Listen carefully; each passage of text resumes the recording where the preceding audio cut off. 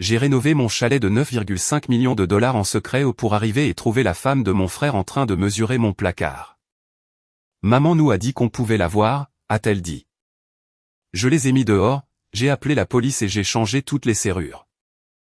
J'ai rénové mon chalet de 9 millions et demi de dollars en secret, passant des mois à perfectionner chaque détail pour ma retraite anticipée, pour finalement arriver un jeudi après-midi tranquille et trouver la femme de mon frère en train de mesurer le placard de ma chambre principale. Elle n'avait même pas l'air embarrassée.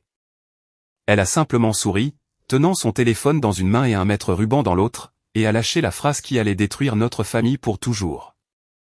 Maman nous a dit qu'on pouvait utiliser cet endroit comme maison de vacances, a-t-elle dit nonchalamment. Tu vis seul, Émile. Tu n'as vraiment pas besoin de 6 chambres.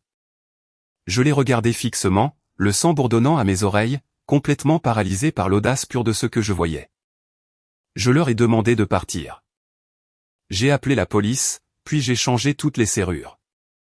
Mais pour vraiment comprendre comment une situation peut dégénérer au point d'appeler la police pour sa propre famille, il faut savoir exactement comment je les ai trouvés ce jour-là. La montée vers la montagne était censée être mon tour d'honneur. Après 30 ans de dur labeur dans l'industrie de la logistique, en commençant sur les quais de chargement pour finalement créer et vendre ma propre société de logiciels de transport, j'avais enfin acheté mon rêve. La propriété était un chef-d'œuvre architectural niché au cœur d'une forêt privée, construite en cèdre massif et en marbre italien importé. C'était une forteresse de solitude que j'avais payée entièrement en espèces. Personne dans ma famille ne savait pour la vente de mon entreprise. Personne ne savait pour l'argent. Pour eux, j'étais toujours juste Émile, le célibataire qui gérait des entrepôts et menait une vie ennuyeuse et invisible. Alors que mon camion crissait sur l'allée de gravier sinueuse, la dense canopée de pins s'est écartée pour révéler la maison principale. Mais au lieu du sanctuaire immaculé et silencieux que j'attendais, mon cœur est tombé dans mon estomac. Au milieu de ma pelouse fraîchement tondue se trouvait un énorme VUS de luxe noir. Le VUS de mon frère Stéphane. La porte d'entrée de ma maison était grande ouverte, calée par une lourde statue de bronze que j'avais achetée en Europe. J'ai coupé le moteur. Le silence de la forêt a été complètement brisé par le bruit de pas lourd résonnant de l'intérieur de ma maison, accompagné du son étouffé d'un marteau frappant un mur. Je suis sorti de mon camion, les mains tremblantes, non pas de peur, mais d'une rage soudaine et blanche. J'ai monté les marches en pierre sur mesure, mes bottes complètement silencieuses. Le salon ressemblait à une zone de guerre. 2 de mes neveux couraient sur mon tapis persan tissé à la main, avec des chaussures boueuses, criant à plein poumon tout en se lançant un ballon de football. Des boîtes de conserve ouvertes de produits d'épicerie bon marché étaient empilées sur mes comptoirs de cuisine en granit importé. J'ai continué à marcher, me sentant comme un fantôme hantant ma propre propriété. J'ai suivi le son d'une voix à l'étage. J'ai longé le long couloir, les planches de cèdre grinçant légèrement sous mon poids jusqu'à ce que j'atteigne la suite principale. Là, debout au milieu de mon immense dressing, se trouvait ma belle-sœur, Solène. Elle tenait un mètre ruban jaune vif contre les étagères en acajou sur mesure. 182 cm, dit-elle fort dans son téléphone, complètement inconsciente de ma présence. Oui, dit à l'entrepreneur qu'il faut abattre cette cloison centrale. Le bois est un peu trop sombre à mon goût. Je veux un concept ouvert pour mes chaussures. Je me suis éclairci la gorge. Le son était fort et rauque dans la pièce vide. Solène s'est retournée si vite qu'elle a laissé tomber le mètre ruban. Il a heurté le parquet avec un bruit sec et a roulé plus loin. Pendant une fraction de seconde, ses yeux se sont écarquillés de choc, mais cela a été rapidement remplacé par ce sourire condescendant familier qu'elle arborait toujours en traitant avec moi. « Oh, Émile » dit-elle en laissant échapper un rire haletant. « Tu m'as fait peur. On ne s'attendait pas à te voir ici. »« Qu'est-ce que tu fais dans ma maison, Solène ?» ai-je demandé. Ma voix était dangereusement basse, parfaitement égale, essayant de contenir la fureur absolue dans ma poitrine. Elle a agité la main d'un air dédaigneux, ramassant son téléphone. « Oh, n'en fais pas toute une histoire. On pensait venir préparer l'endroit. Maman nous a dit qu'on pouvait utiliser cet endroit comme maison de vacances. Tu vis seul, Émile. Tu n'as vraiment pas besoin de 6 chambres. C'est plus logique qu'une famille ait la suite principale. » Elle me parlait comme si j'étais l'employé qui se tenait sur son chemin. Elle parlait comme si mon nom n'était pas sur l'acte de propriété, comme si mon sang et ma sueur n'avaient pas payé chaque clou de ce bâtiment. J'ai fait un pas en avant, la colère perçant enfin la surface. « Comment es-tu entré ?» ai-je demandé. Elle cligna des yeux, croisant les bras sur la défensive. « Que veux-tu dire ? Nous avons une clé. » C'était impossible. J'avais les 2 seules clés existantes. « Où est Stéphane ?» ai-je exigé. « Où est mon frère ?» Pour comprendre pourquoi les mots de Solène m'ont fait l'effet d'un couteau se tordant dans mes entrailles, il faut comprendre la dynamique de ma famille. Toute ma vie, j'ai été le fils invisible, le bouc émissaire, le fond d'urgence. Si ma famille était une pièce de théâtre, Stéphane était l'acteur principal et j'étais le type qui balayait la scène après le départ du public. Stéphane était l'enfant chéri. 3 ans de plus que moi, indéniablement beau, charmant et perpétuellement irresponsable. Il travaille comme consultant en gestion de patrimoine, un titre qui semble incroyablement impressionnant jusqu'à ce que vous réalisiez que tout son style de vie est construit sur une montagne de dettes à taux d'intérêt élevés et le soutien financier sans fin de notre mère. Pendant que Stéphane achetait des costumes de créateur pour impressionner ses amis du club de golf, je faisais des doubles journées de travail. Si vous voulez voir le musée de la négligence de ma famille, je peux vous montrer les pièces à conviction. Pièce A, ma remise de diplôme universitaire. Il a plu ce jour-là. Je suis resté debout sur le terrain boueux pendant 3 heures à attendre d'entendre mon nom.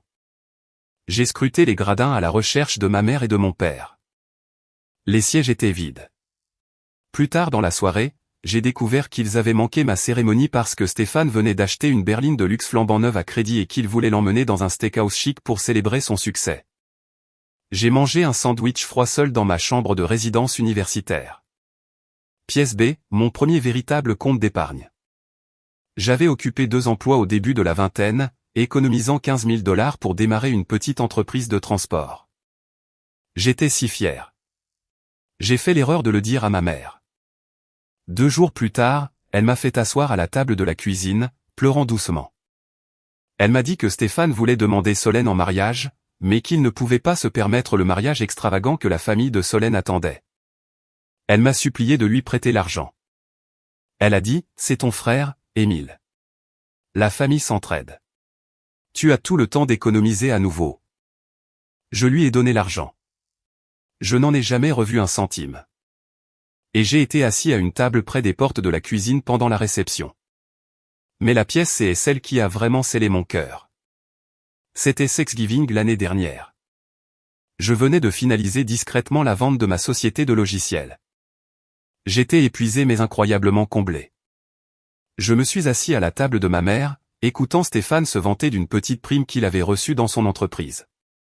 Il m'a regardé de l'autre côté de la table, en faisant tourner son verre de vin, et a souri d'un air suffisant. Alors, Émile, avait-il dit à haute voix, s'assurant que toute la famille élargie puisse l'entendre. Toujours au volant de camion ? Dis-moi si tu as besoin d'aide pour mettre en place un compte de retraite. Je sais que le travail manuel a des conséquences sur le dos. C'est dommage que tu ne te sois jamais poussé à faire quelque chose de plus intellectuel. Je ne l'ai pas corrigé. Je ne lui ai pas dit que ma valeur nette était désormais supérieure à celle de l'ensemble du conseil d'administration de sa société de conseil. J'ai juste souri, mangé ma dinde et décidé sur le champ que c'en était fini. J'allais acheter la propriété de mes rêves, disparaître dans les montagnes et les laisser vivre leur vie superficielle sans moi. Et maintenant, ils étaient là, envahissant le seul sanctuaire que j'avais construit spécifiquement pour leur échapper. Je me tenais dans l'embrasure de la porte du placard principal, regardant Solène. Le silence s'étira entre nous, lourd et toxique. Elle se balança, clairement mal à l'aise avec mon manque de réaction. Habituellement, le vieil Émile aurait juste soupiré, baissé la tête et se serait éloigné pour éviter un conflit. Mais le vieil Émile ne possédait pas une forteresse de 9,5 millions de $. Je vais te le demander une dernière fois, Solène, dis-je, ma voix à peine plus qu'un murmure. Où est mon frère ? Avant qu'elle ne puisse répondre, des pas lourds résonnèrent dans les escaliers.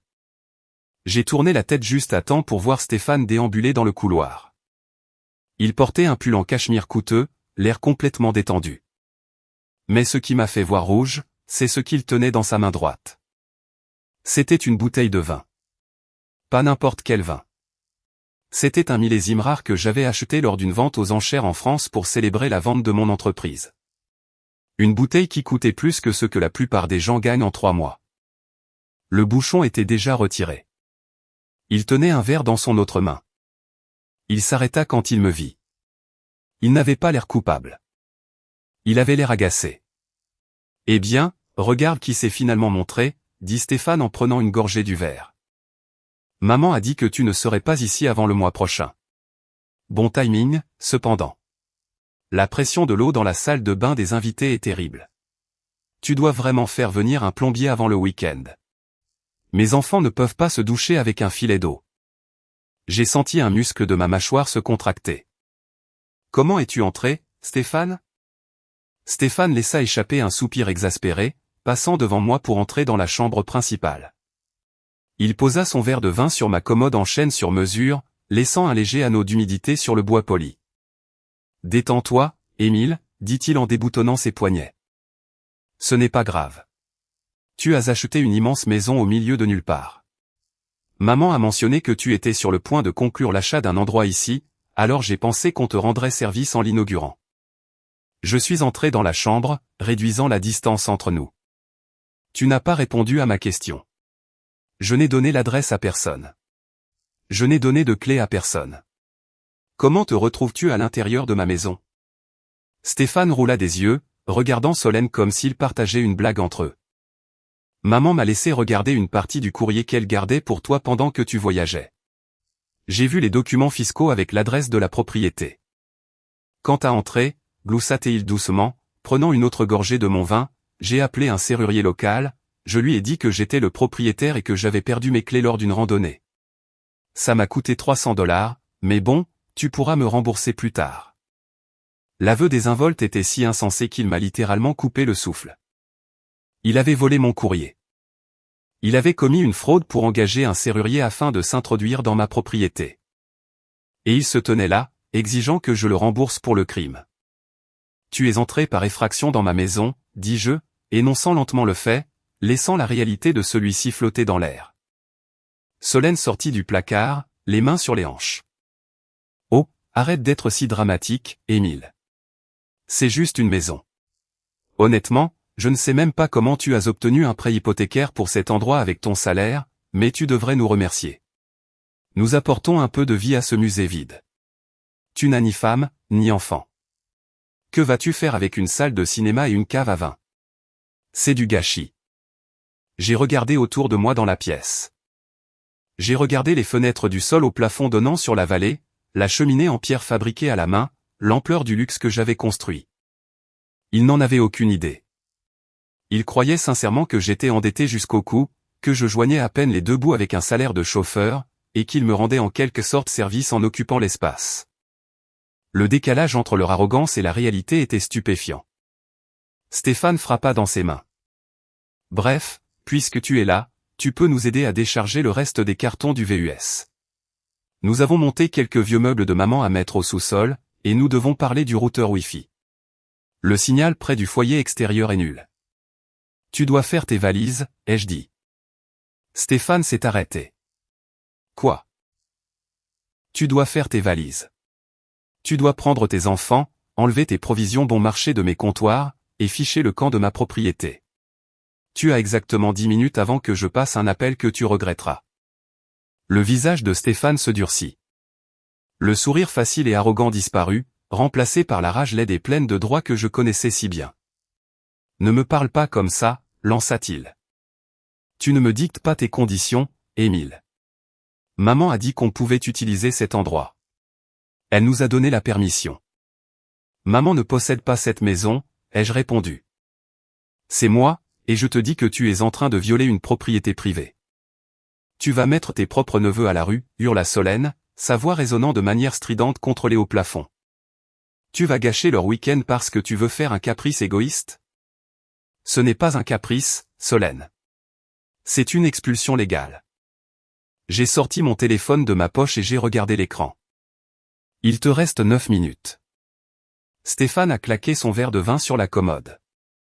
Le cristal délicat s'est brisé, envoyant du vin rouge foncé se répandre sur le sol en chêne poli. « Es-tu fou ?» a-t-il rugi, entrant directement dans mon espace personnel. « Tu es un perdant solitaire et misérable qui a eu de la chance avec un prêt bancaire. C'est moi qui ai une famille. C'est moi qui ai besoin de cet espace.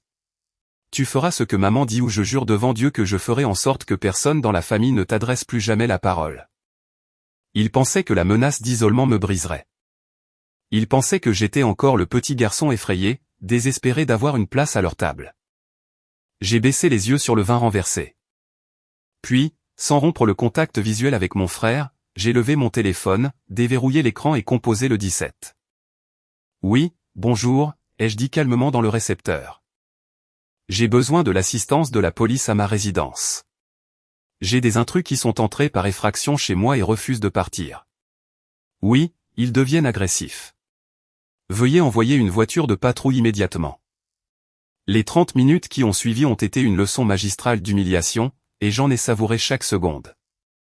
Quand les voitures de police ont finalement remonté ma longue allée de gravier, leurs gyrophares bleus et rouges peignant les pins environnants de flashs frénétiques, la bravade de Stéphane s'est évaporée. Il est passé d'un lion rugissant à un rat acculé en l'espace de 5 secondes. Il s'est précipité en bas pour essayer d'accueillir les officiers à la porte avec son meilleur sourire de club de golf, tendant les mains comme si tout cela n'était qu'un malentendu ridicule entre frères riches. « Officier, bonsoir », dit Stéphane en lissant son pull en cachemire. Il n'y a pas lieu de s'alarmer. Mon frère a juste un peu trop bu et a surréagi. Nous sommes une famille. Juste un petit désaccord sur les plans de vacances. Les deux officiers, des hommes costauds sans patience pour les bêtises, ont regardé au-delà de lui vers l'endroit où je me tenais dans l'escalier. « Êtes-vous le propriétaire, monsieur ?» m'a demandé l'officier le plus grand. « Oui », ai-je répondu en descendant les escaliers et en lui tendant mon permis de conduire ainsi qu'une copie numérique de l'acte de propriété sur mon téléphone. Ces personnes n'ont pas la permission d'être ici. Ils ont volé mon courrier pour trouver l'adresse et ont engagé un serrurier pour forcer ma porte latérale sous de faux prétextes. Je veux qu'ils soient expulsés immédiatement. Solène a commencé à hyperventiler. Elle a attrapé l'un de ses enfants, pressant son visage contre son ventre pour le protéger de la police, jouant la victime absolue. « Vous ne pouvez pas faire ça », a-t-elle gémi, des larmes coulant sur son visage, détruisant son maquillage coûteux. « Nous avons le droit d'être ici. La grand-mère nous a donné la permission. »« Madame », dit l'officier d'un ton sec, posant une main sur sa ceinture de service, « la grand-mère n'est pas sur cet acte. Vous devez rassembler vos affaires et quitter les lieux immédiatement, sinon vous serez placé en état d'arrestation pour violation de domicile. » C'était une bousculade chaotique. Les enfants pleuraient. Solène jetait des vêtements au hasard dans des sacs poubelles parce qu'elle ne trouvait pas ses valises dans le désordre. Stéphane faisait les 100 pas, le visage d'une nuance de violet vif et pulsant. Alors qu'ils étaient escortés vers la porte d'entrée, portant leurs sacs pathétiques de nourriture bon marché et de vêtements froissés, je suis sorti sur le porche. Se tenant à la lisière de la propriété, promenant son golden retriever dans l'air frais de la nuit, se trouvait ma nouvelle voisine, Marine. C'était une juge à la retraite, une femme aux yeux vifs qui ne manquait absolument rien. Elle se tenait sous le lampadaire, observant tout le spectacle avec un profond intérêt. Solène la vit regarder et cacha son visage derrière son sac à main de contrefaçon de créateur, complètement mortifié d'être vu se faisant jeter dehors par la police. Stéphane s'est arrêté à la porte de son VUS. Il s'est retourné pour me regarder, pointant un doigt tremblant dans ma direction. « Tu es mort pour nous », a-t-il sifflé, sa voix tremblant de pur venin. « Tu m'entends ? Tu es mort. Tu viens de faire la plus grosse erreur de ta vie pathétique. Tu crois que tu peux m'humilier comme ça ? Tu vas le regretter jusqu'à ton dernier jour. Je te prendrai cette maison. Je te le promets. » Je n'ai pas dit un mot. J'ai juste regardé ces feux arrière disparaître en bas de la montagne. Dès qu'ils sont partis, je ne suis pas allé dormir. J'ai appelé un serrurier d'urgence 24 heures sur 24. Un type est arrivé 1 heure plus tard, me facturant le triple du tarif normal, mais je m'en fichais. Je lui ai fait remplacer tous les verrous, installer des serrures intelligentes robustes et activer le système d'alarme périmétrique. Le chalet était enfin sécurisé. Je me suis versé un verre d'eau, assis seul dans la cuisine immense et silencieuse. L'adrénaline quittait enfin mon système, me laissant épuisé. J'ai regardé l'horloge sur le mur. Il était presque 2 heures du matin. Pile à l'heure, mon téléphone portable a commencé à vibrer sur le comptoir en granit. L'identifiant de l'appelant affichait le nom de ma mère, Delphine. Je l'ai regardé longuement. Le vieil Émile aurait répondu immédiatement, terrifié par sa déception. Le nouvel Émile a pris une profonde inspiration, a pris le téléphone et a glissé pour répondre. Avant même que je puisse dire bonjour, sa voix a explosé à travers le haut-parleur, épaisse de larmes et de rage. « Comment as-tu pu » a-t-elle crié. « Comment as-tu pu faire ça à ton propre frère ?» Il est assis dans mon salon en pleurant, Émile. Ses enfants sont traumatisés. Tu as envoyé la police après ton propre sang. Qu'est-ce qui ne va pas chez toi? Tu es malade. Je l'ai laissé crier. Je l'ai laissé déverser tout son venin toxique. Toutes les années de favoritisme qui débordaient. Maman, ai-je dit doucement quand elle a finalement fait une pause pour respirer. Il est entré par effraction dans ma maison. Il a des difficultés, a-t-elle crié en retour. Il est sous une pression énorme et tu as cette immense maison vide qui ne sert à rien. Tu es un homme célibataire. Tu n'en as pas besoin. Tu vas l'appeler tout de suite. Tu vas t'excuser et tu vas signer un document le laissant utiliser cette propriété chaque fois qu'il en a besoin. Si tu ne fais pas ça, Émile, je jure sur la tombe de ton père, que je ne te regarderai plus jamais. J'ai regardé par la fenêtre la forêt sombre. Je suis désolé d'entendre ça, maman. Passe une bonne nuit. J'ai raccroché, éteint mon téléphone et je suis finalement allé dormir. Le lendemain matin, le soleil s'est levé sur les montagnes, peignant les murs de cèdre de ma chambre d'une chaude lumière dorée. Pendant un bref instant, tout semblait incroyablement paisible. Puis j'ai rallumé mon téléphone. C'était comme faire exploser une bombe numérique. Mon écran de notification était inondé. J'avais 47 SMS non lus, des appels manqués et des messages vocaux de parents à qui je n'avais pas parlé depuis des années. Les singes volants avaient été déployés. Ma mère et Stéphane avaient passé toute la nuit à tisser un récit de victimisation absolue, et toute la famille élargie avait avidement avalé l'appât. Je me suis assis sur le bord de mon lit, lisant les messages à voix haute dans la pièce vide, m'émerveillant de la pure folie de tout cela. De tante Brigitte, je n'arrive pas à croire que tu aies mis tes propres neveux à la rue au milieu de la nuit. Tu as toujours été égoïste, Émile, mais là, c'est un nouveau niveau. Dégoûtant. De mon cousin Grégoire, j'ai entendu dire que tu avais un peu d'argent et que ça t'était monté à la tête. Les flics. Vraiment? Tu es un lâche. Stéphane a tant fait pour toi. Tu lui dois des excuses et une clé. Mais le pire de tout était une capture d'écran que ma sœur Béatrice m'a envoyée. Béatrice était la seule personne de la famille qui voyait clair dans ce non-sens. Elle vivait à l'autre bout du pays et gardait ses distances avec la toxicité. La capture d'écran qu'elle a envoyée était un énorme post Facebook de plusieurs paragraphes que ma mère avait publié publiquement à 3 heures du matin. J'ai lu le post, sentant mon estomac se tordre. Il disait, « Mon cœur est complètement brisé aujourd'hui. Je n'aurais jamais pensé voir le jour où l'un de mes propres enfants se transformerait en monstre. Mon fils aîné, qui travaille si dur pour subvenir aux besoins de sa belle famille, a été brutalement jeté dans la nuit froide par son jeune frère. Pourquoi? Une maison, un bien matériel. Nous avons élevé nos garçons pour qu'ils partagent, s'aiment et se soutiennent mutuellement. Mais la cupidité change les gens. S'il vous plaît, priez pour mes petits-enfants qui sont profondément traumatisés par les sirènes de police et la cruauté d'un oncle qu'ils aimaient autrefois.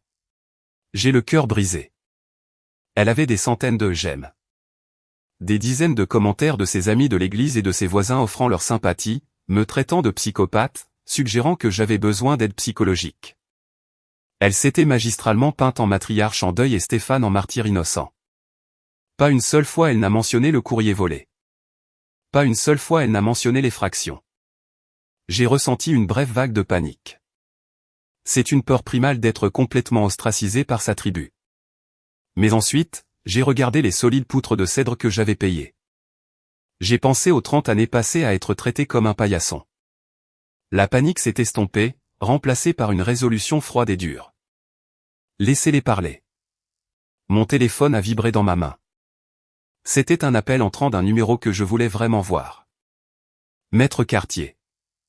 Mon avocat personnel en immobilier et en droit des sociétés. Cartier était un requin dans un costume sur mesure, le genre d'avocat qui aimait démolir les gens arrogants pour le sport. Il s'était occupé de la vente de ma société de logistique et de la clôture de l'achat du chalet.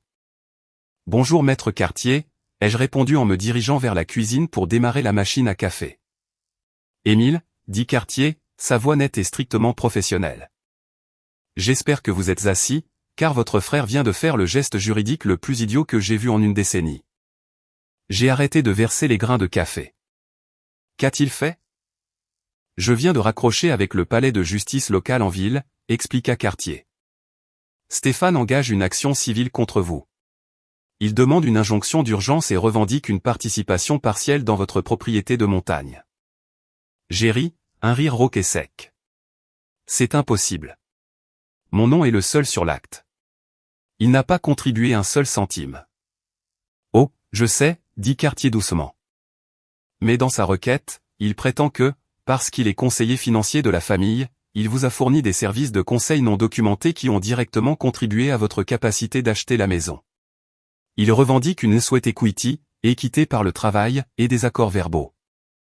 Il prétend également que vous lui avez promis la maison devant votre mère, qui, bien sûr, soutient son histoire en tant que témoin. C'est complètement futile, mais c'est un énorme casse-tête. Il essaie de mettre un privilège sur la maison pour que vous ne puissiez pas la vendre. Pourquoi irait-il jusqu'à de telles extrémités pour une maison qu'il n'a vue qu'une fois, ai-je demandé en me frottant les tempes. Ça n'a aucun sens. Il a sa propre maison en banlieue. Il a un travail à 6 chiffres. Il y eut une pause sur la ligne. Je pouvais entendre Cartier taper rapidement sur son clavier. C'est la partie intéressante, Émile, dit doucement Cartier. J'ai fait quelques recherches ce matin quand j'ai vu son nom sur la requête. Votre frère Stéphane est un homme financièrement mort. L'image qu'il projette à votre famille est une fabrication complète. Je me suis penché en avant sur ma chaise. Définissez fabrication. Cartier a fait glisser un document imprimé sur le bureau.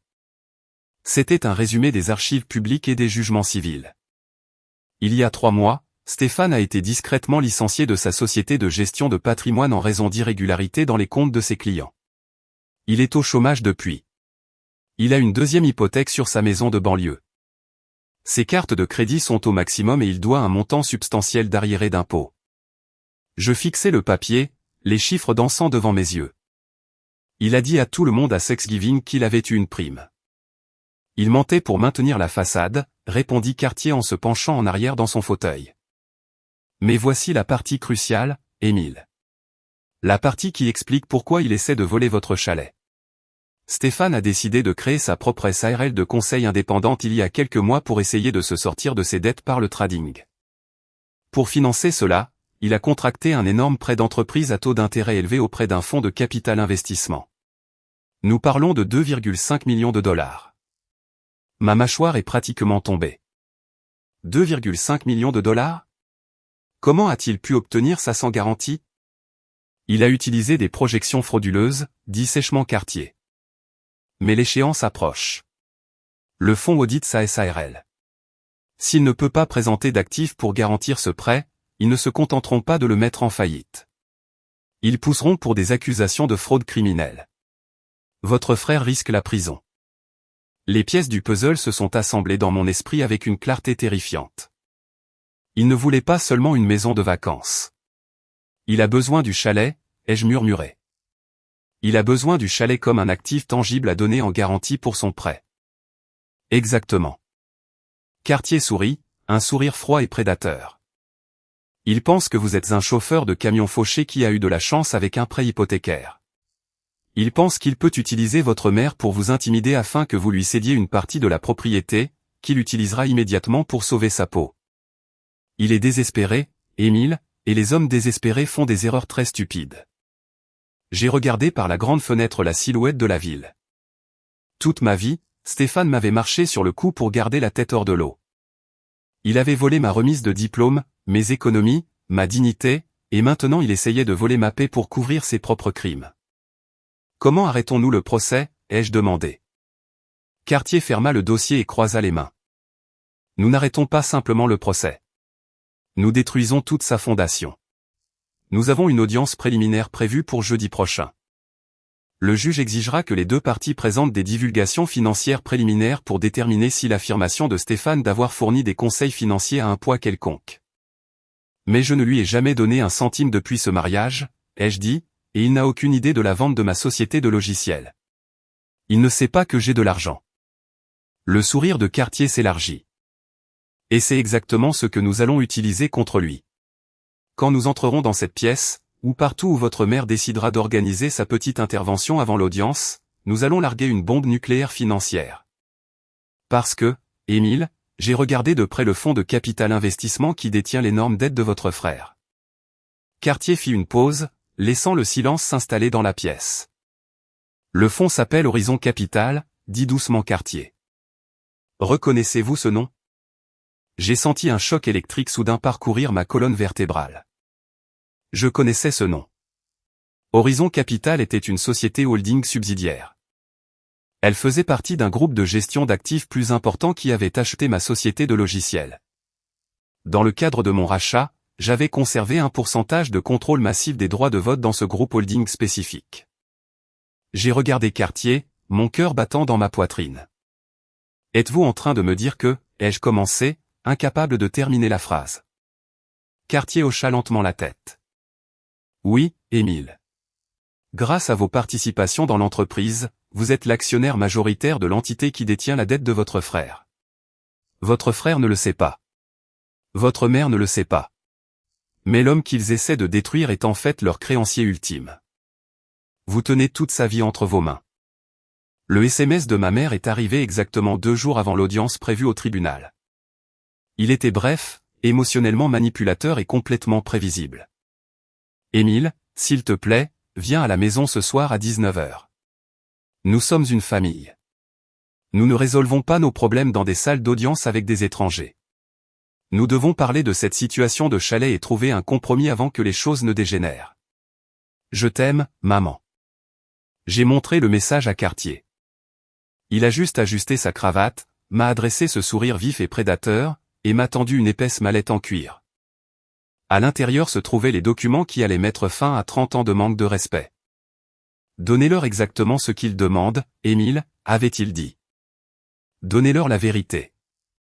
Quand je suis arrivé devant la modeste maison de banlieue de ma mère ce soir-là, le VUS de luxe noir de Stéphane était déjà garé dans l'allée. J'ai remonté le chemin en béton fissuré, sentant un étrange sentiment de calme m'envahir. Pendant toute ma vie d'adulte, entrer dans cette maison signifiait entrer dans un piège où je serais critiqué, rabaissé ou où l'on me demanderait de l'argent. Mais ce soir était différent. Ce soir, je tenais le détonateur. J'ai poussé la porte d'entrée. Le salon sentait intensément le parfum floral de ma mère et l'odeur rance de pot pourri bon marché. Ils étaient tous assis dans le salon, disposés comme une cour royale, attendant de juger un paysan. Stéphane était adossé au vieux fauteuil de mon père, les jambes croisées à la cheville. Il portait un costume Armani sur mesure qui coûtait probablement plus cher que mon premier camion. Une Rolex en or brillait à son poignet. Solène était assise sur le canapé à côté de ma mère, parfaitement maquillée, tenant un faux sac à main Hermès sur ses genoux comme si c'était un bouclier. Ils avaient tous les deux l'air incroyablement suffisants. Ils croyaient sincèrement que j'arrivais pour me rendre. « Émile » dit ma mère en se levant et en lissant son chemisier. « Merci d'être venu. S'il te plaît, assieds-toi. » J'ai fait du thé. Je ne me suis pas assis. Je suis resté debout au centre de la pièce, tenant la mallette en cuir à mes côtés. « Laissons le thé, maman. Tu as dit que tu voulais parler d'un compromis, alors parlons-en. » Stéphane laissa échapper un soupir condescendant, décroisa les jambes et se pencha en avant, posant ses coudes sur ses genoux. « Écoute, petit frère, commença-t-il, sa voix dégoulinant de cette fausse sympathie d'entreprise qu'il utilisait avec ses clients. Je sais que tu étais contrarié l'autre week-end. Solène et moi avons peut-être outrepassé nos droits en venant au chalet sans prévenir, mais traîner ça dans une bataille juridique, engager un avocat bas de gamme. C'est embarrassant pour toute la famille. J'ai juste observé, gardant mon visage complètement vide. Il a continué. Stéphane a souri, pensant qu'il était en train de gagner. Nous sommes prêts à abandonner le procès. Nous ne t'emmènerons pas au tribunal. Mais en échange, nous devons formaliser un arrangement. Tu es un gars célibataire, Émile. Tu travailles de longues heures. Tu ne peux pas entretenir une propriété aussi massive seule. Maman et moi en parlions et il est logique que tu me cèdes 50% de la propriété. Je gérerai la propriété. Solène s'occupera de l'intérieur. Et en retour, tu pourras l'utiliser les week-ends où nous n'accueillons pas de clients. C'est gagnant-gagnant. De plus, tu me dois bien ça pour les années de conseils financiers que je t'ai donnés quand tu lançais ta petite entreprise de camionnage. Solène intervint, hochant la tête avec empressement. C'est la bonne chose à faire, Émile. La famille s'entraide. Tu dois arrêter d'être si égoïste avec tes affaires. Nous avons des enfants qui ont besoin d'espace pour grandir. Ma mère m'a regardé, ses yeux se remplissant de ses larmes entraînées et manipulatrices. S'il te plaît, Émile, ton frère traverse une période très stressante dans son entreprise en ce moment. Il a besoin d'un actif comme celui-ci pour assurer son avenir. Tu ne peux pas emporter ton argent dans la tombe. Donne-lui la part de la propriété. Fais-le pour moi. J'ai regardé les trois. J'ai regardé la fausse Rolex, le faux sac, les fausses larmes. J'ai pensé au sandwich froid que j'ai mangé le jour de ma remise de diplôme. J'ai pensé aux 15 000 $ que je leur avais donnés pour leur mariage, de l'argent que j'avais gagné à la sueur de mon front. J'ai posé la mallette en cuir sur la table basse. Les lourds fermoirs en laiton ont résonné bruyamment dans la pièce silencieuse alors que je les ouvrais. Il n'y a pas de compromis, ai-je dit, ma voix complètement plate. Et il n'y a pas de part à te donner. Mais puisque tu as évoqué ton avenir financier, Stéphane, je pense qu'il est temps d'avoir une conversation très honnête sur qui tu avais exactement en face de toi. J'ai sorti de la mallette la première pile de papiers. Ils étaient imprimés sur du papier épais filigrané. Je les ai jetés sur la table basse, juste à côté du faux sac de créateur de Solène. Ce sont les documents de clôture et les relevés bancaires pour la propriété de montagne, ai-je dit. Tu devrais peut-être les lire avant d'essayer de réclamer une sweat equity, Stéphane. Stéphane fronça les sourcils, ramassant les papiers. Il parcourut la première page, et j'ai vu en temps réel le sourire arrogant fondre de son visage. Ses yeux allaient et venaient sur les chiffres, son front se plissant de confusion. « Attends » marmonna-t-il en passant à la deuxième page. Il est dit que le prix d'achat était de 9,5 millions de $. Où est l'accord de prêt hypothécaire? Il n'y a pas de prêt hypothécaire, ai-je répondu calmement. J'ai payé la propriété en espèces, 100% à l'avance. Solène laissa échapper un hoquet aigu. Elle laissa tomber sa tasse de thé. Elle heurta la soucoupe avec un cliquetis bruyant, renversant du liquide chaud sur la table en bois, mais elle ne le remarqua même pas. Elle me regardait fixement, la bouche légèrement ouverte. 9,5 millions de $ en espèces? C'est impossible. Tu gères un entrepôt. Je ne gère pas un entrepôt, Solène, l'ai-je corrigé. Je possédais une entreprise nationale de logiciels de logistique et de transport. Je l'ai construite de A à Z en 15 ans. En novembre dernier, j'ai vendu ma participation majoritaire à un groupe de capital investissement pour une somme d'argent qui te ferait tourner la tête. Je prends ma retraite. J'ai acheté le chalet avec une fraction de la petite monnaie de cette vente. Le silence dans la pièce était absolu. C'était le genre de silence lourd et suffocant qui se produit juste après un accident de voiture, juste avant que les cris ne commencent. Ma mère agrippait le col de son chemisier, me regardant comme si un parfait inconnu venait d'entrer dans son salon. Le visage de Stéphane était devenu complètement pâle. La réalité de son erreur commençait lentement à l'atteindre. Il avait essayé d'intimider un homme qu'il pensait fauché, pour se rendre compte qu'il avait cherché querelle à un fantôme aux ressources illimitées. Mais je n'avais pas fini. J'ai de nouveau fouillé dans la mallette et j'ai sorti un deuxième dossier, beaucoup plus mince. Je l'ai tenu dans ma main, regardant directement dans les yeux terrifiés de mon frère. Maintenant que nous avons établi que je n'ai pas besoin de tes conseils financiers, ai-je continué, mon ton descendant à un murmure dangereux, parlons de ta situation financière. Parce que mon avocat est un homme très minutieux. Quand tu as déposé cette plainte ridicule, il a fait une vérification de tes antécédents. Stéphane déglutit difficilement. Ses mains tremblaient réellement. Émile, ne. Tu as été licencié il y a 3 mois pour des irrégularités dans les fonds des clients, ai-je dit à haute voix, m'assurant que ma mère entende chaque mot. Tu fais face à une saisie de ta maison de banlieue. Tu as maximisé 6 cartes de crédit différentes pour acheter ces costumes sur mesure et cette fausse montre que tu portes en ce moment. Et le pire de tout, tu as contracté un prêt d'entreprise de 2,5 millions de $ pour faire flotter une société de conseil fantôme. Solène tourna brusquement la tête pour regarder son mari, son visage tordu d'horreur. Quoi, hurla-t-elle. Tu m'as dit que tu avais eu une promotion. Tu m'as dit que l'entreprise avait payé ce costume. Stéphane l'ignora, ses yeux rivés sur le dossier dans ma main. Il ressemblait à un homme debout sur la trappe d'une potence. « Comment sais-tu pour le prêt » murmura-t-il. J'ai souri. C'était la première fois que je souriais de toute la soirée, et il n'y avait absolument aucune chaleur dedans.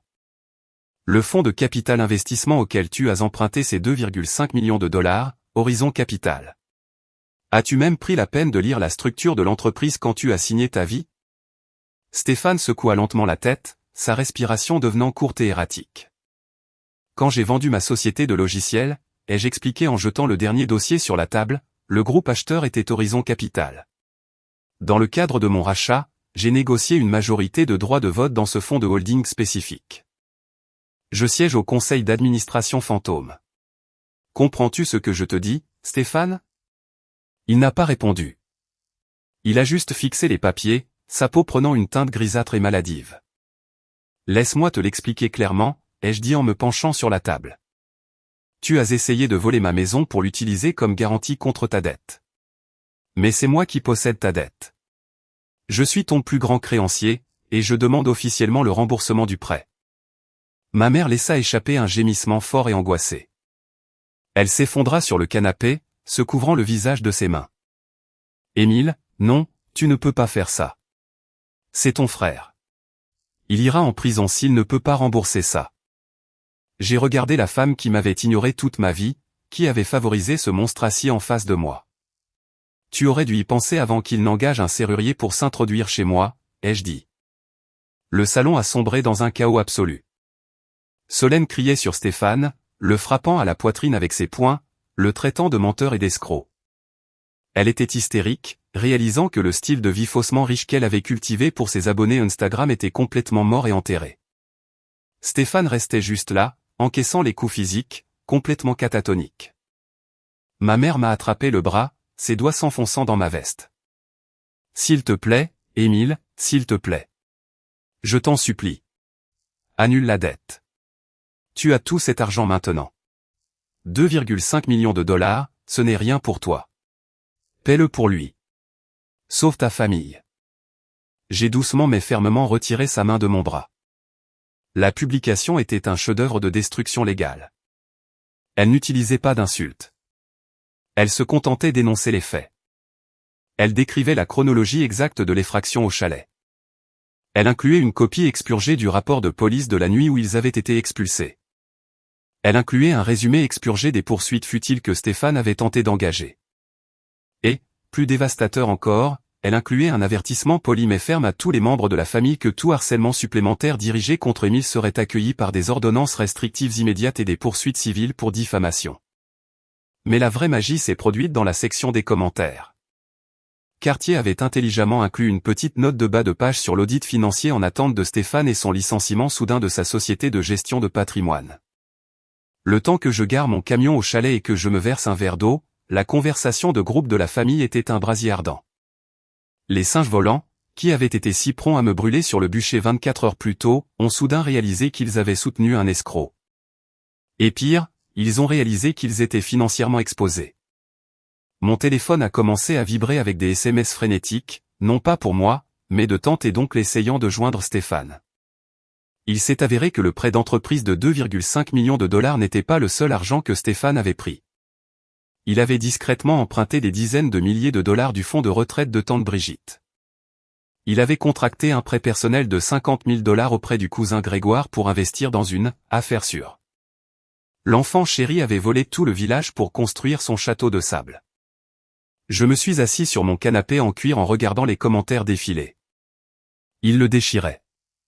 Tante Brigitte menaçait d'appeler elle-même la police. Grégoire publiait des captures d'écran des promesses vides de Stéphane. L'illusion du frère aîné parfait et réussi était complètement brisée. La dynamique familiale était détruite, non pas par mes limites, mais par la vérité laide exposée à la lumière. J'ai mis mon téléphone en silencieux et l'ai jeté sur le comptoir de la cuisine. La tempête faisait rage en bas dans la vallée, mais ici, dans les montagnes, c'était calme.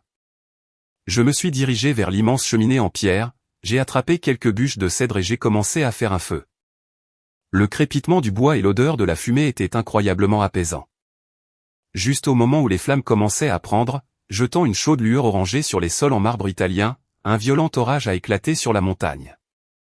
La pluie a commencé à s'abattre contre les fenêtres du sol au plafond, accompagnée d'un faible grondement de tonnerre. Et puis je l'ai entendu, par-dessus le bruit du vent et de la pluie. Un martèlement frénétique et rythmé a résonné à ma lourde porte d'entrée. J'ai marché lentement dans le couloir sombre, regardant le flux de la caméra de sécurité sur le moniteur mural. Debout sur mon porche, complètement trempé jusqu'aux os, frissonnant violemment sous la pluie glaciale, se tenait Stéphane. Il n'avait pas son VUS coûteux.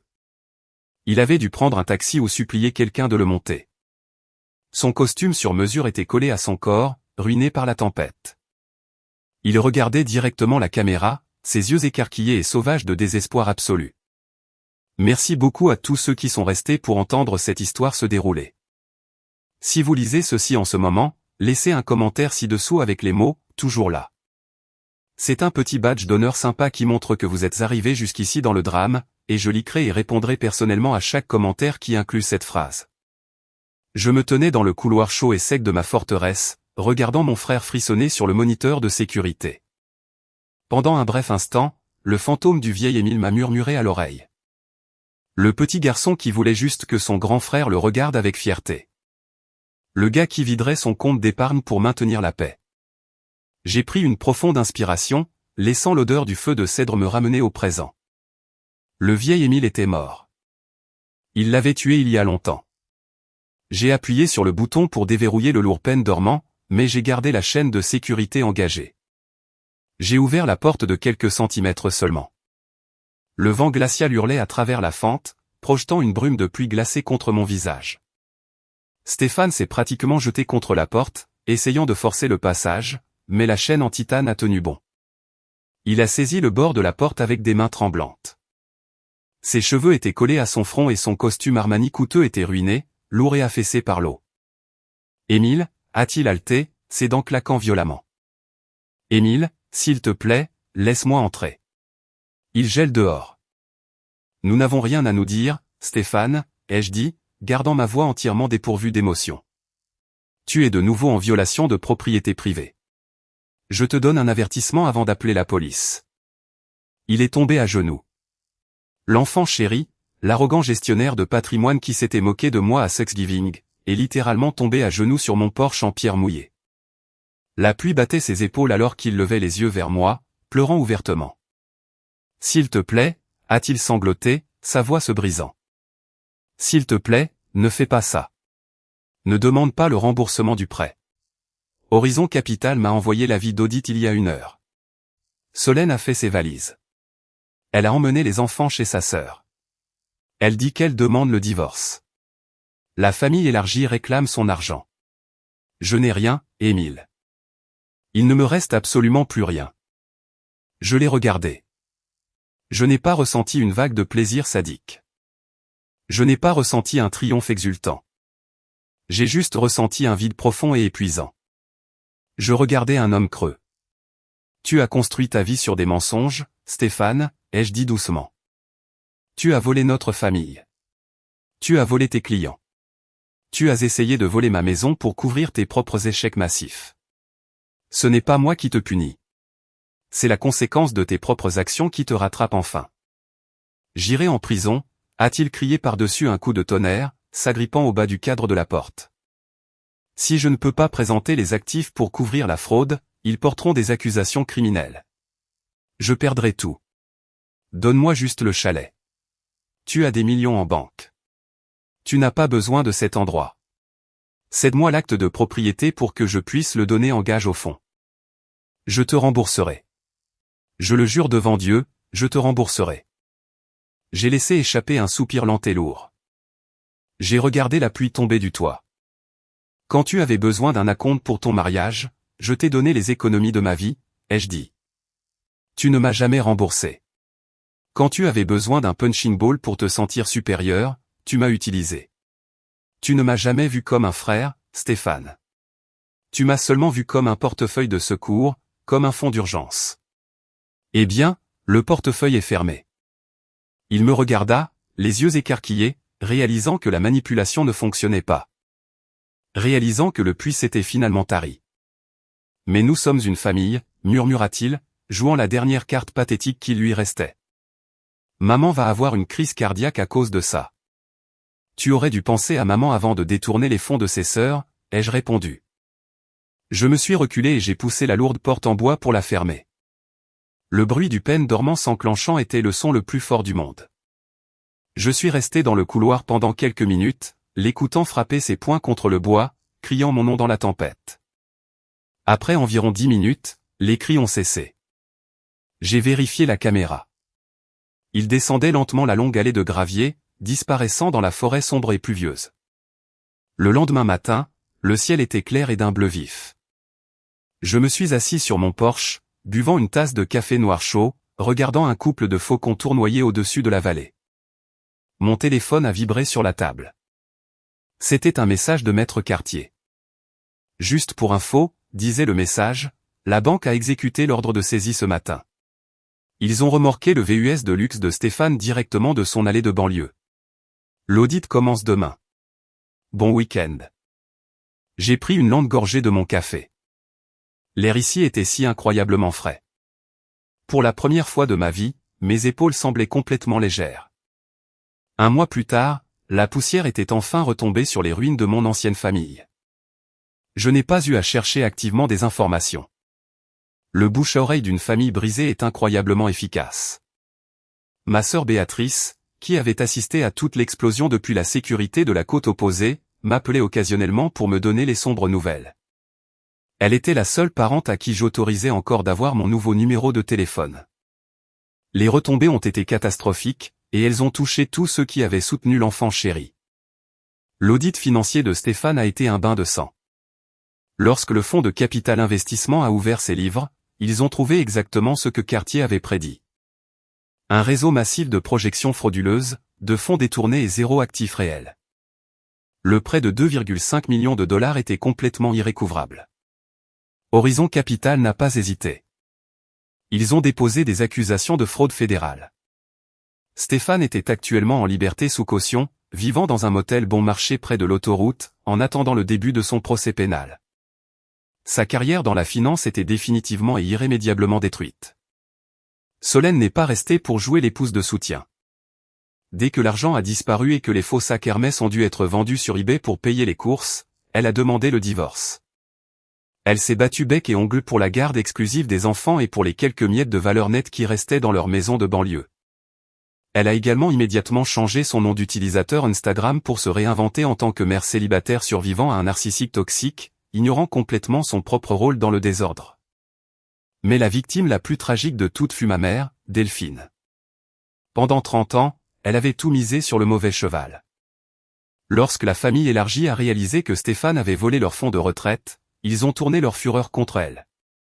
Ils l'ont blâmé d'avoir élevé un voleur, d'avoir couvert ses mensonges, de dire constamment à tout le monde à quel point il réussissait. Tante Brigitte et le cousin Grégoire ont intenté des poursuites civiles pour récupérer leur argent. Désespérée de sauver son garçon en hors de la prison, ma mère a commis sa dernière erreur financière fatale. Elle a vendu sa maison, la maison où elle et mon père avaient vécu pendant 40 ans. Elle a liquidé sa modeste pension et a jeté chaque dollar dans le fonds de défense juridique de Stéphane et a tenté de rembourser une fraction de ce qu'il devait à la famille. Ce n'était pas suffisant. C'était comme jeter un seau d'eau dans un volcan en éruption. Elle louait maintenant un petit 2 pièces dans un mauvais quartier de la ville, complètement aliénée de ses sœurs et de ses amis. Béatrice m'a dit que ma mère pleurait au téléphone tous les jours, se demandant où elle s'était trompée. Elle n'a jamais appelé une seule fois pour s'excuser auprès de moi. Même dans les décombres absolus de sa vie, sa fierté ne lui permettait pas d'admettre que le fils invisible qu'elle avait rejeté était le seul à avoir réellement construit quelque chose de vrai. J'ai écouté les mises à jour de Béatrice sans joie, mais aussi sans culpabilité. J'avais passé 48 ans à m'immoler par le feu pour les garder au chaud. J'en avais fini de porter les allumettes. Au chalet, la vie était remarquablement et magnifiquement ennuyeuse. Je passais mes matinées à parcourir les sentiers derrière ma propriété, respirant l'odeur des aiguilles de pin et de la terre humide. J'ai engagé un entrepreneur local pour construire une immense serre dans le jardin, décidant que je voulais apprendre à cultiver mes propres tomates anciennes.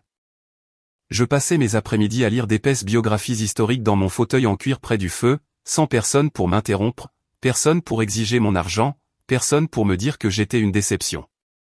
Je me suis même fait une amie.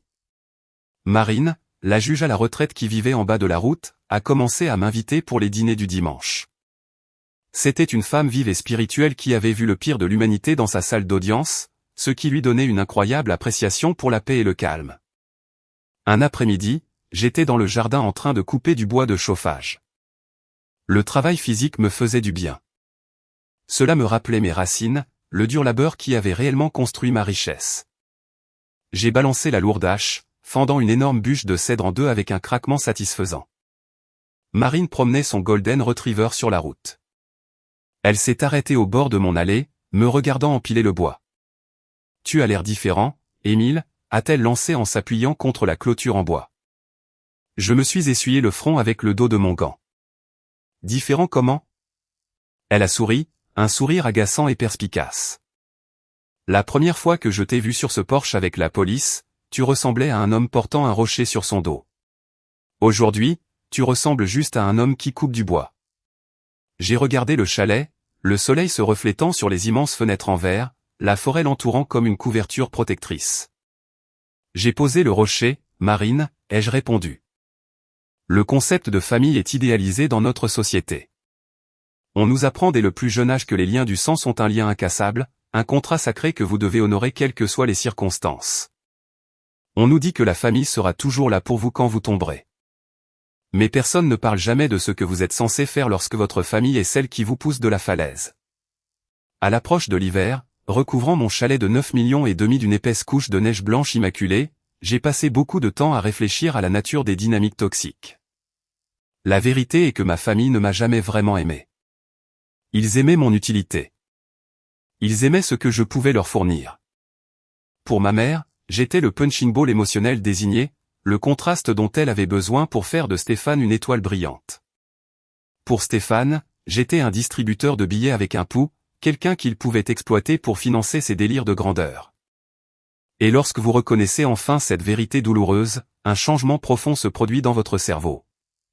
Vous arrêtez d'attendre des excuses qui ne viendront jamais. Vous arrêtez d'essayer de prouver votre valeur à des gens qui sont déterminés à vous mal comprendre. Un soir de fin décembre, j'ai décidé de faire un grand nettoyage au sous-sol. Je parcourais les dernières boîtes en carton que j'avais apportées de mon ancien appartement. J'ai ouvert une petite boîte poussiéreuse et j'ai trouvé une pile de vieux albums photos. Je me suis assis sur le sol en béton et j'ai feuilleté les lourdes pages. Il y avait une photo de moi à 10 ans, debout maladroitement à l'arrière-plan d'une photo de famille pendant que ma mère serrait Stéphane dans ses bras au centre du cadre. Il y avait une photo du mariage extravagant de Stéphane, celui que j'avais payé avec mon sang et ma sueur, où j'étais assis si loin que j'étais pratiquement dans la cuisine. J'ai regardé les visages des gens sur ces photographies. Je ne ressentais plus de colère. Je ne ressentais plus cette piqûre aiguë et suffocante du rejet. Je ressentais juste une distance calme et objective. Ils ressemblaient à des étrangers. J'ai fermé l'album. Je n'ai pas jeté les photos dans un accès de rage, mais je ne les ai pas non plus mises sur une étagère. J'ai remis l'album dans la boîte en carton, j'ai scellé le dessus avec du gros ruban adhésif d'emballage et je l'ai poussé dans le coin le plus sombre et le plus éloigné du débarras du sous-sol. J'ai verrouillé la porte derrière moi. Ce chapitre de ma vie était définitivement clos, archivé dans l'obscurité où il devait être. Je suis monté à l'étage dans le salon principal. Le chalet était chaud et silencieux, à l'exception du doux bourdonnement du chauffage au sol. Dehors, la neige tombait abondamment, illuminée par les lumières de sécurité extérieures. Je me suis versé un petit verre du vin français coûteux que Stéphane avait essayé de voler, je me suis dirigé vers l'immense cheminée en pierre et je me suis assis dans mon fauteuil en cuir préféré. J'ai tenu le verre à la lumière du feu, regardant le liquide rouge briller. J'ai pensé à Stéphane assis dans une chambre de motel bon marché, attendant qu'un juge décide de son sort. J'ai pensé à ma mère assise dans un appartement exigu, entourée des ruines de sa propre complaisance. Et je me suis pensé, assis dans une forteresse de ma propre création, entouré d'une paix absolue. Les gens me demandent souvent si la paix en valait le prix. Ils demandent si être riche est solitaire quand on n'a personne avec qui le partager. Je leur donne toujours exactement la même réponse. La solitude, c'est être assis à une table de Thanksgiving entouré de gens qui vous méprisent. La paix, c'est être assis dans une pièce vide en sachant que personne ne franchira cette porte pour vous prendre quoi que ce soit, plus jamais. J'ai pris une gorgée de vin. Il avait le goût de la victoire. Avant de clore définitivement ce chapitre, j'ai une question à vous poser à tous. Au cours du dernier mois, quelques parents éloignés qui n'étaient pas impliqués dans la débâcle initiale ont réussi à trouver mon adresse email. Ils m'ont envoyé de longs messages me traitant de monstre au sang-froid. Ils ont soutenu que parce que j'ai des millions de dollars en banque, j'avais une obligation morale d'intervenir, de rembourser la dette de 2,5 millions de dollars et de sauver mon frère de la prison fédérale. Ils ont dit que laisser ma propre chair et mon propre sang faire face au système judiciaire alors que j'avais le pouvoir d'arrêter cela avec un seul appel téléphonique me rend tout aussi toxique que lui.